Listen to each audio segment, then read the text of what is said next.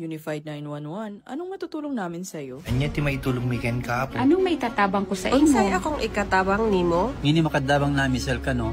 Sa anumang wika o dialekto, may tulong na darating sa'yo.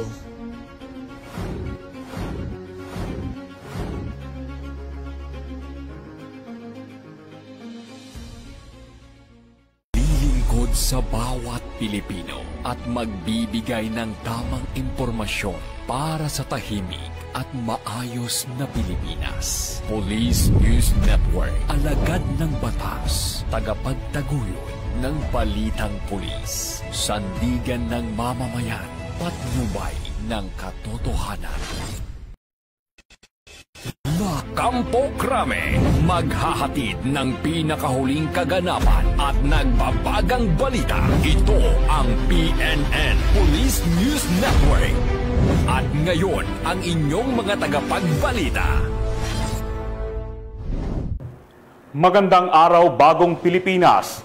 Ako ang inyong alagad ng batas, tagataguyod ng Balitang Pulis, Patrolman Josel Atienza Sacmar mula sa Regional Community Affairs and Development Division ng NCRPO. Maghatid sa inyo ng tamang balita, kwento ng pulis at serbisyo para sa mamamayan. Ito ang PNP News Online, ang pangunahing balita ng Police News Network. Alagad ng batas, tagataguyod ng Balitang Pulis.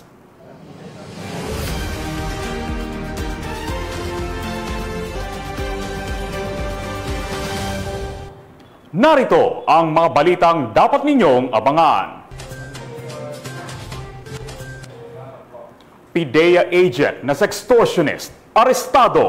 Iligal na baril na kumpiska sa entrapment operation ng Regional Anti-Cybercrime Unit Bar sa Cotabato City.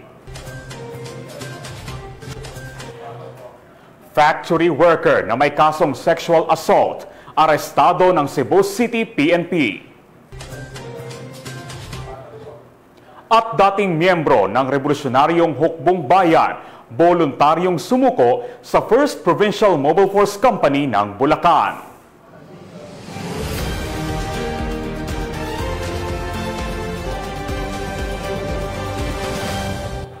Narito ang mga balitang hatid ng ating PNN correspondents mula sa iba't ibang panig ng bansa.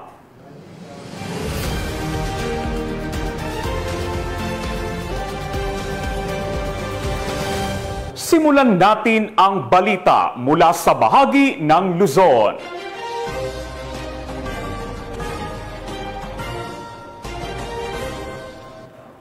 Isang ligtas, mapayapa at maayos na pamayanan.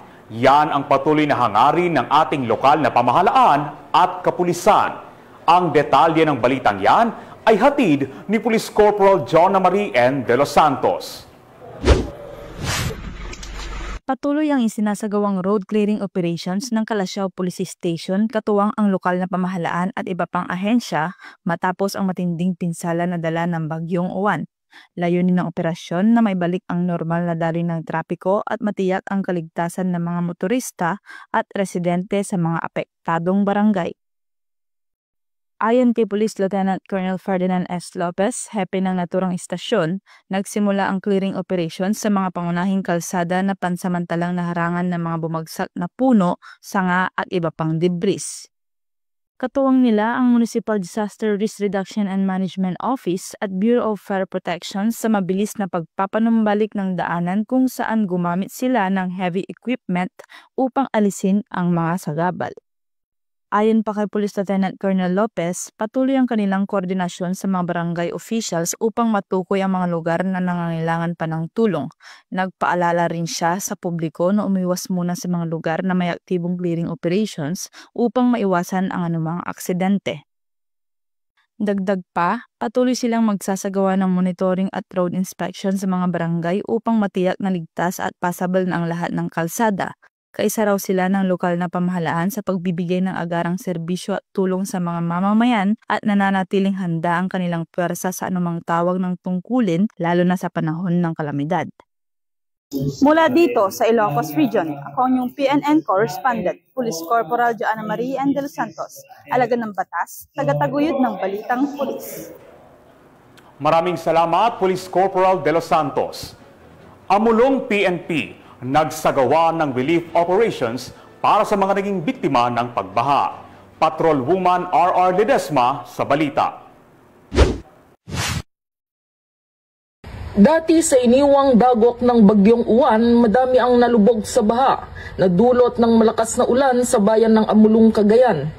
Kaya namin matiyagang binaybay ng mga kapulisan ng Amulong Police Station sa pamumuno ni Police Major Jose L. Cabado Jr., Chief of Police, ang maladagat na baha upang matignan ang mga barangay na biktima ng baha sa kanilang bayan upang iparating ang mga relief pack sa ating mga kababayan. Kasama ng ating mga kapulisan ang mga empleyado ng Local Government Unit, MDRRMO, DSWD, Philippine Coast Guard, 17th Infantry Battalion, 5th Infantry Division, Philippine Army, and Bureau of Fire Protection. Sisikapin ng ating mga kapulisan na abutin at puntahan lahat ng mga kababayan nating nabaha. Nauna nang nakatanggap ng food packs ang mga kababayan nating residente ng Barangay Pakak Grande, Tana, Logong, Alituntong, Amulong, Cagayan. Ang pagseserbisyo ng ating mga kapulisan ay nagpapatunay sa bagong PNP na serbisyong may malasakit, tapat at nararamdaman. Mula dito sa Lambak ng Cagayan, ako ang inyong PNN correspondent, Patrol Woman Ledesma, alagad ng batas, tagataguyod ng Balitang Pulis. Maraming salamat, Patrol Woman Ledesma. Dating miyembro ng Revolusyonaryong Hukbong Bayan, voluntaryong sumuko sa 1st Provincial Mobile Force Company ng Bulacan. Ang detalye ng balitang yan ay ihahatid ni Patrol Woman Crystalline Javier. Isang dating miyembro ng Revolusyonaryong Hukbong Bayan ang voluntaryong sumuko sa Bulacan 1st Provincial Mobile Force Company kasama ang kanyang hindi lisensyadong baril sa Camp General Alejo S. Santos, lungsod ng Malolos, Bulacan. Ang pagsuko ay pinangasiwaan ng naturang unit sa ilalim ng pamumuno ni Police Major Norheda G. Usman, Acting Force Commander, katuwang ang Malolos City Police Station, Bulacan PIU, 70IB at 301st MC Regional Mobile Force Battalion. Kinilala ang sumukong individual bilang si Cano Lee, 48 anyos, mekanik at residente ng Barangay Santa Ana, Bulacan, Bulacan. Ayon sa kanya, siya ay dating kasapi ng Revolusyonaryong Hukbong Bayan na kilalang kumikilos sa mga baybaying bahagi ng Bulacan, Pampanga, Zambales at Bataan. Kasabay nito ay ang voluntaryong pagsuko sa isang caliber 38 revolver na may 3 bala. Samantala, nagbigay naman ang mga otoridad ng pinansyal na tulong at iba pang suporta sa sumukong rebelde bilang bahagi ng programa ng pamahalaan para sa mga nagnanais magbalik loob sa lipunan. Tinitiyak naman ni Police Colonel Angel L. Garciliano, Provincial Director ng Bulacan Police Provincial Office, na patuloy nilang isusulong ang mga programa para hikayatin ang iba pang nalalabing rebelde na magbalik loob sa pamahalaan at mamuhay ng payapa kasama ang kanilang pamilya. Mula dito sa Bulacan Police Provincial Office, ako ang inyong PNN correspondent, Patrolwoman Pearl Crystalline Javier, alagad ng batas, tagataguyod ng Balitang Pulis. Maraming salamat, Patrol Woman Javier. Regional Most Wanted Person, arestado ng Dasmariñas PNP. Yan ang tinutukan ni Patrol Woman Priscel May Urbano. Napreso ng pulisya ang isang babaeng kabilang sa listahan ng Regional Most Wanted Person sa isinagawang operasyon ng Dasmariñas Component City Police Station sa Calamba City, Laguna. Kinilala ng mga otoridad ang suspect bilang si alias Karen, residente ng Dasmariñas City, Cavite. Naaresto ang suspect sa bisa ng warrant of arrest para sa 2 counts of illegal recruitment. Samantala, sa isang pahayag, sinabi ni Police Colonel Ariel R. Red, Acting Provincial Director ng Cavite Police Provincial Office, na ang matagumpay na operasyon ay patunay ng walang humpay na dedikasyon ng kapulisan sa pagtugis sa mga wanted na individual. Mula dito sa PRO Calabarzon, ako ang inyong Police News Network correspondent, Patrolwoman Priscel May Urbano, alagad ng batas, tagataguyod ng Balitang Pulis. Maraming salamat, Patrolwoman Urbano. 2nd Palawan Provincial Mobile Force Company, nanguna sa paggawa ng balsa sa Barangay Sandoval, Rojas, Palawan. Patrolwoman Dara Falogme, ibalita mo.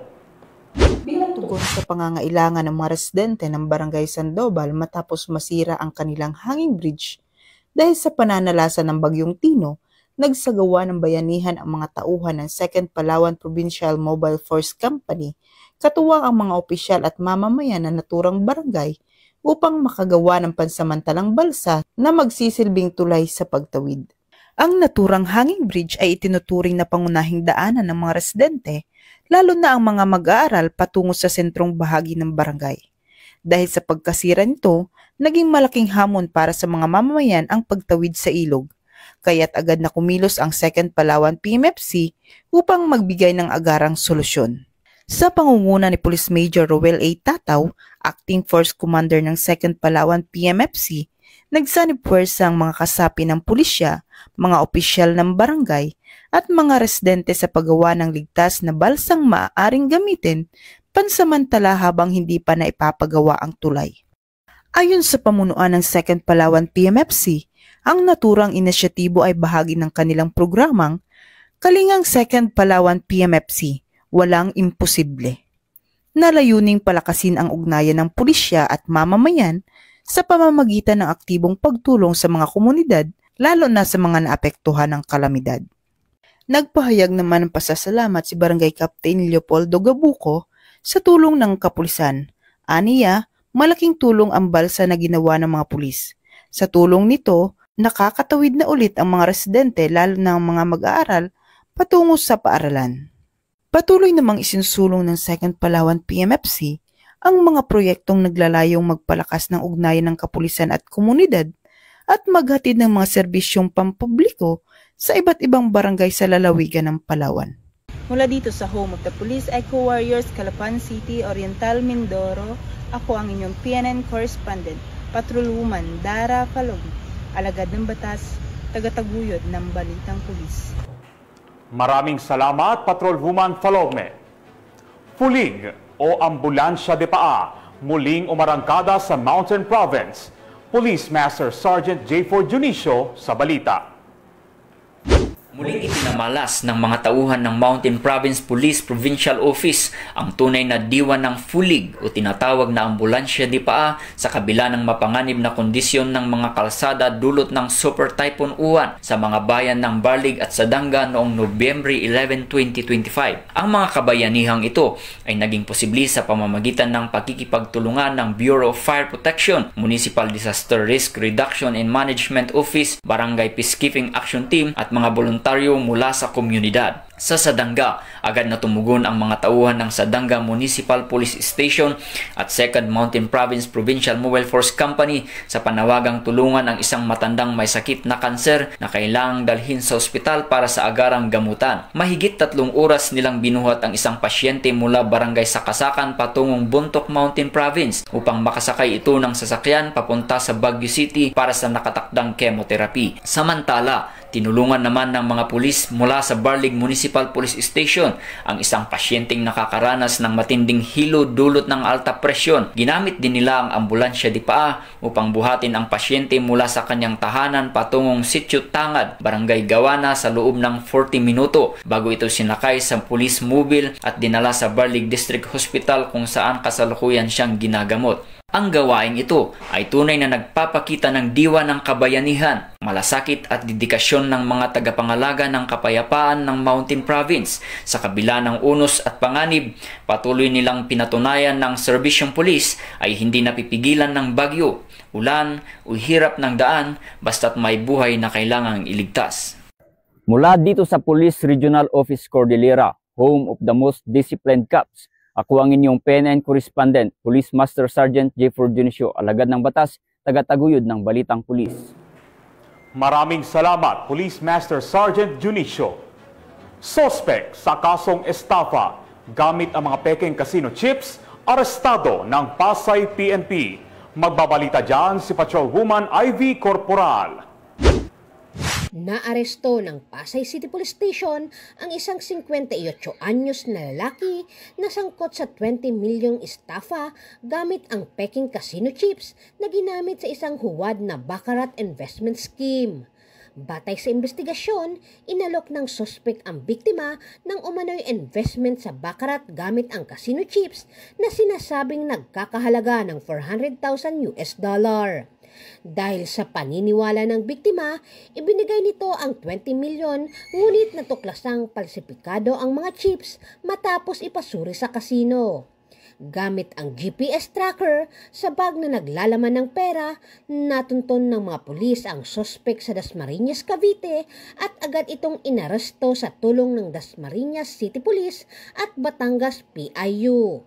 Narecover mula sa kanya ang 15 million cash, isang Toyota Fortuner at ilang peking casino chips.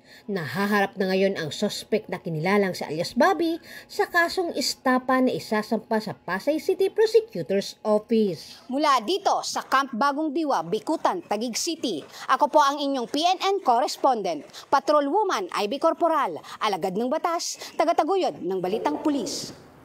Maraming salamat, Patrolwoman Corporal. Simulan naman natin ang balita mula sa bahagi ng Visayas.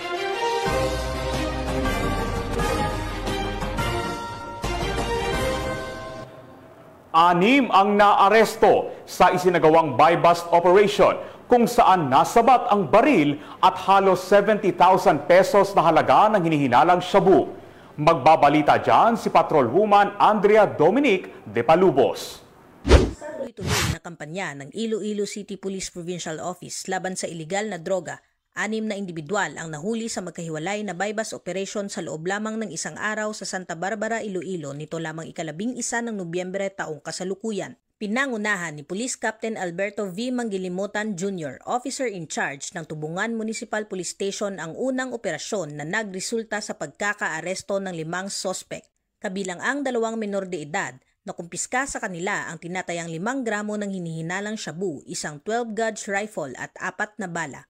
Samantala, sa hiwalay na operasyon ng Saraga Municipal Police Station na pinamumunuan ni Police Lieutenant Vincent D. Garcia Jr., nahuli rin si alias J.R. Putol, isang 41 taong gulang na tricycle driver matapos makuhanan ng 5 gramo ng hinihinalang shabu. Ang kabuuang halaga ng mga nakumpiskang droga ay umabot sa halos 70,000 piso. Patunay ng determinasyon ng kapulisan na sumpuin ang kalakalan ng iligal na droga sa lalawigan.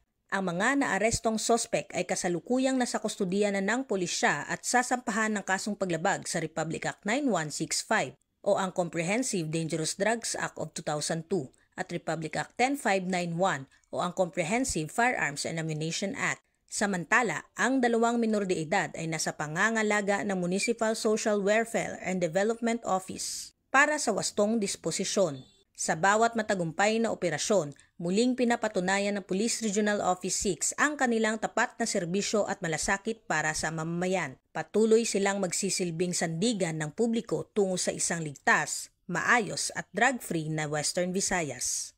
Mula dito sa Police Regional Office 6, ako ang inyong Police News Network correspondent, Patrolwoman Andrea Dominic de Palobos, alagad na batas, tagataguyod ng Balitang Pulis. Maraming salamat, Patrolwoman de Palubos. Factory worker na may kasong sexual assault, arestado ng Cebu City PNP. Patrolwoman Judith Nicanor sa balita.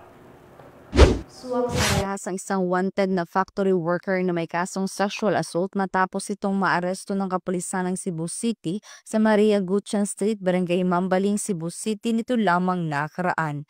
Kinilala ni Police Major Michael John M. Arandia, Station Commander ng Police Station 11 Cebu City Police Office, ang wanted na suspect na si Raymart, 33 anyos, na residente ng Purok Buntod, Barangay Hagimit, Nagas, Cebu.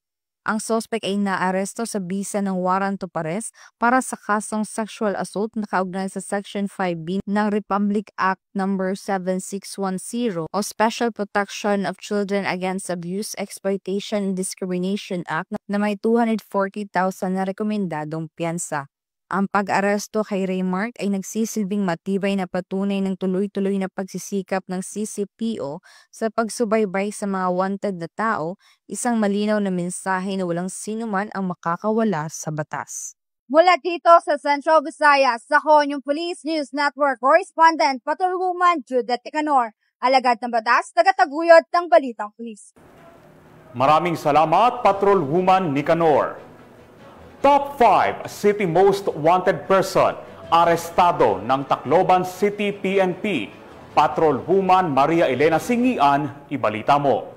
Arestado ng mga awtoridad ang tinaguriang top 5 city most wanted person na may kasong 2 counts statutory rape matapos mahuli sa Barangay 91 Abukay, Tacloban City. Naaresto ang akusado bandang alas 9:50 ng gabi ng mga tauhan ng Tacloban City Police Station 2 sa bisa ng warrant of arrest para sa kasong 2 counts statutory rape na walang inirekomendang piyansa. Ang akusado ay dinala sa Tacloban City PS2 para sa kaukulang dokumentasyon at tamang disposisyon. Patunay lamang na ang Tacloban City PNP ay hindi nagpapabaya sa kanilang sinumpaang tungkulin na hulihin ang mga taong tiwalag sa batas upang mapanatiling ligtas ang komunidad ng sa gayon may patupad ang kapayapaan sa bansa para sa ligtas at maunlad na bagong Pilipinas. Mula dito sa Eastern Visayas, ako ang inyong PNN correspondent, Patrolwoman Singian, alagad ng batas, tagataguyod ng Balitang Pulis. Maraming salamat, Patrolwoman Singian. Simulan natin ang balita mula sa bahagi ng Mindanao.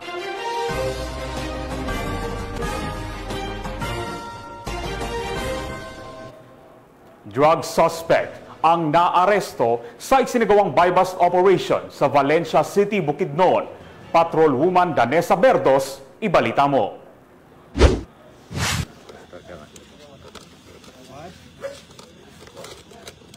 Arestado ang isang drug suspect sa sinagawang joint buy-bust operation ng City Drug Enforcement Unit, Bukidnon Provincial Intelligence Unit, RMFB-10, 103rd MC, Padilla 10, katuwang ang mga kapulisan ng Valencia City Police Station sa Barangay Bagong Taas, Valencia City, Bukidnon. Kinilala ni Police Lieutenant Colonel Brian M. Panganiban, officer in charge ng Valencia CPS, ang drug suspect na si alias Joel.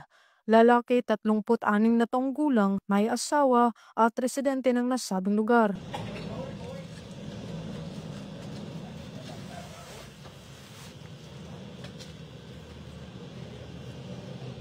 Sa ikanasang joint buy-bust operation ay nagresulta sa pagkakumpiska ng mga pakete ng hinihinalang shabu na may standard drug price na 37,400 pesos, isang cellphone at isang 500 peso bill na ginamit bilang buy-bust money. Ang suspect ay nakaharap sa kasong paglabag sa RA 9165 o Comprehensive Dangerous Drugs Act of 2002. Mula dito sa Camp Capistrano, Gusa, Cagayan de Oro City, ako ang inyong Police News Network correspondent, Patrolwoman Danessa Berdos, alagad ng batas, tagataguyod ng Balitang Pulis. Maraming salamat, Patrolwoman Berdos. Mahigit 100,000 pesos na halaga ng hinihinalang shabu nasabat sa buy-bust operation sa Davao Oriental. Patrolwoman Sheena May Ilagan sa balita. Arestado ang dalawang individual sa isagawang buy-bust operation ng San Isidro Municipal Police Station nito lamang Nobyembre taong kasalukuyan sa San Isidro, Davao Oriental. Kinilala ang mga sospek na sina alias Okok, 34 anyos at alias Norlin, 31 anyos na pawang mga street-level individual sa nasabing lugar. Nakuha mula sa kanilang tinatayang 15 grams ni hinihinang shabu na may standard drug price na higit kumulang 102,000 pesos at iba pang mga ebidensya. Naharap ngayon ng mga sospek sa kasong paglabag sa Republic Act 9165 o Comprehensive Dangerous Drugs Act of 2002. Samantala, ang Police Regional Office 11 ay patuloy na pinapaigting ang laban kontra kriminalidad alin sa kampanya ng Bagong Pilipinas ng panatiling kapayapaan at kaayusan tungo sa pagsulong ng bansa. Mula dito sa Leon 11, ako yung PNN correspondent, Patrolwoman Sheena May Ilagan, alagad ng batas, tagataguyod ng Balitang Pulis. Maraming salamat, Patrolwoman Ilagan. Enrile PNP, nagpakita ng pagiging makatao sa kabila ng bagyong Uwan. Yan ang tinutukan ni Patrolwoman Nicole Villanueva. Dalawang personalidad na kabilang sa high value at street level individual ang naaresto ng mga operatiba ng Agusan del Norte PPO sa magkakahiwalay na operasyon laban sa ilegal na droga sa mga bayan ng Buenavista at Nasipit, Agusan del Norte. Batay sa ulat ni Police Colonel April Mark Siyang, Provincial Director ng Agusan del Norte PPO, unang isinagawa ng Buenavista Municipal Police Station ang operasyon sa bisa ng search warrant sa Procres, Barangay 3, Buenavista na nagresulta sa pagkakaaresto sa suspect na si alias Rondi, 47 at taong gulang at residente ng sabing barangay. Ang nasabing suspect ay kabilang sa listahan ng high-value individual na nakuhanan ng hinihinalang shabu. Ang suspect ay nabigyan ng kanyang karapatang konstitusyonal sa wikang kanyang nauunawaan at kasalukuyang nasa kustodiya ng mga otoridad habang inihahanda ang kasong paglabag sa RA 9165 o ang Comprehensive Dangerous Drugs Act of 2002. Sa ikinasang bypass operation ng Nasipit Municipal Police Station sa D3 Barangay Talisay, Nasipit, ay naaresto naman ang suspect na si Elias Robals, 42 anyos at residente ng Hilltop, Barangay Talisay. Ang nasabing suspect ay kabilang naman sa street level individual. Nakuha rin mula sa kanya ang ilang pakete ng hinihinalang shabu. Nagsilbing mga saksi sa operasyon ng mga kinatawan mula sa DOJ, media at opisyal ng barangay upang matiyak ang transparency ng operasyon. We face challenges, but together, we turn them into opportunities. All your efforts have made a significant impact, and each of you has played a vital role in the accomplishment of our mandate. I also want to acknowledge all the chiefs of police and force commanders of Agusan del Norte Police Provincial Office who have showcased not only their skills but also their dedication to their duties in the respective area of responsibilities. Let's also take a moment to extend our gratitude to those who support us behind, our families, friends, and colleagues who inspire us every day. Their support has been invaluable, and we are fortunate to have such a strong network. Mula dito sa RPK 13, ako yung Police News Network Correspondent, Patrolman Nicole Villanueva, alagad ng batas, tagataguyod ng balitang pulis. Maraming salamat, Patrolman Villanueva. PIDEA agent na sextortionist, arestado. Illegal na baril na kumpiska sa entrapment operation ng Regional Anti-Cybercrime Unit BAR sa Cotabato City. Patrolwoman Leonora Gawang sa balita. Isang agent ng Philippine Drug Enforcement Agency ang naaresto matapos umano'y manakot na ipapahiya sa publiko ang kanyang karelasyong babae gamit ang mga maselang larawan at video nito at pagkakakumpiska ng isang iligal na baril sa isinagawang entrapment operation ng mga operatiba ng PNP Regional Anti-Cybercrime Unit BAR katuwang ang PNP Station 2 sa bahagi ng Peña Francia Street, Rosary Heights 11, Cotabato City nito lamang ika-11 ng Nobyembre taong kasalukuyan. Kinilala ni Police Lieutenant Colonel Arnold Acosta, Assistant Chief ng RACUBAR ang suspect na si Alias Ron, 37 na taong gulang, PIDEA agent at kasalukuyang nanunuluyan sa Rosary Heights 1, Cotabato City habang kinilala ang biktima na si Alias Beng, 22 na taong gulang. Ayon sa mga otoridad, isinagawa ang naturang operasyon bandang alas 8 ng gabi ng nasabing petsa nang makatanggap ang naturang unit ng isang sumbong mula sa isang complainant tungkol sa ginawang pamimilit sa biktima na makipagtalik at magbigay ng pera sa suspek kapalit ng hindi pagpapakalat nito ng kanyang maseselang larawan at video sa publiko. Agad namang gumawa ng agarang aksyon ang mga personahe ng RACUBAR at Cotabato City Police Station 2 na nagresulta sa pagkakaaresto ng suspek at pagkakakumpiska ng mga ebidensya. Nakuha mula sa suspek ang 2 piraso ng trust condom, 800 peso bill, isang ATM card identification cards, isang unit ng Yamaha Aerox at isang caliber 45 pistol at 5 bala.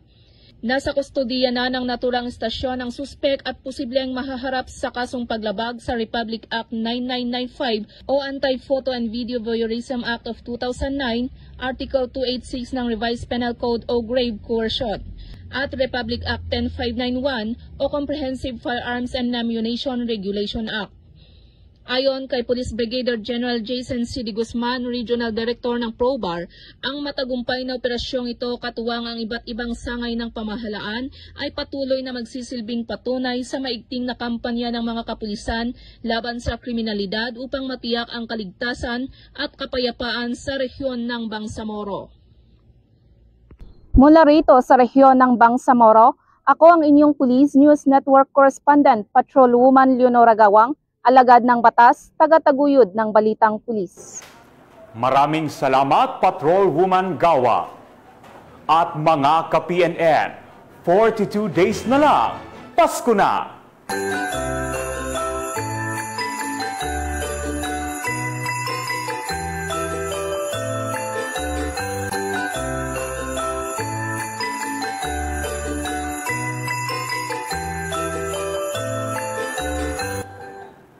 Sa ngalan ng pamunuan ng Philippine National Police, sa pangunguna ni Acting Chief PNP, Police Lieutenant General Jose Melencio Corpus Nartates Jr. at sa pamumuno ni President Ferdinand Bongbong Marcos Jr., kami ay maglilingkod sa bawat Pilipino at magbibigay ng tama at balanseng balita. Mula rito sa tanggapan ng tagapag-ugnay ng Pambansang Pulisya, kami ang inyong alagad ng batas, tagataguyod ng Balitang Pulis. Ako ang inyong tagapag-ugnay, Patrolman Josel Atienza Sacmar mula sa Regional Community Affairs and Development Division ng NCRPO. Maghahatid ng tamang balita, kwento ng pulis at serbisyo para sa mamamayan. Ito ang PNP News Online at ito ang bagong PNP para sa bagong Pilipinas. Serbisyong mabilis, tapat at nararamdaman.